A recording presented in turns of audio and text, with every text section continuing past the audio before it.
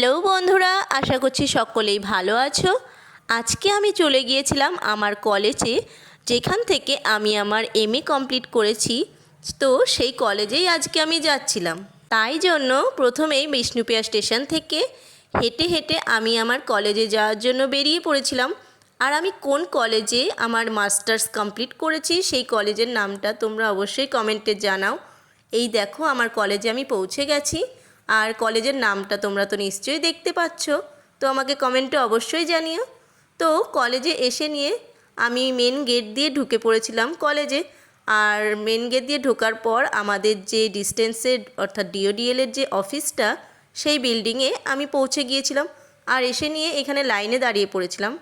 তারপরে শুরু হয়ে গিয়েছিল আমাদের রেজাল্ট দেওয়া, সেই জন্যই আমি আমার সমস্ত ডকুমেন্টসগুলো নিয়ে এখানে লাইন দাঁড়িয়েছিলাম। আর এক এক করে সবাই সবার রেজাল্ট নিয়ে বেরিয়ে পড়ছিল।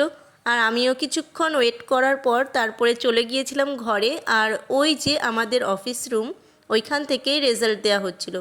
আর রেজাল্ট নিয়ে বাইরে বেরিয়ে এখানে বান্ধবীদের সাথে দেখা করলাম। অনেক দিন পর দেখা হলো ওদের সাথে, একটু গল্প গুজব করে তারপরে বেরিয়ে পড়লাম বাড়ি যাওয়ার জন্য। কলেজ থেকে বেরিয়ে আমি আবার হাঁটা ধরেছিলাম, কারণ আমাকে স্টেশনে যেতে হবে। তো সেই জন্যই আমি আগে আগে বেরিয়ে পড়েছিলাম।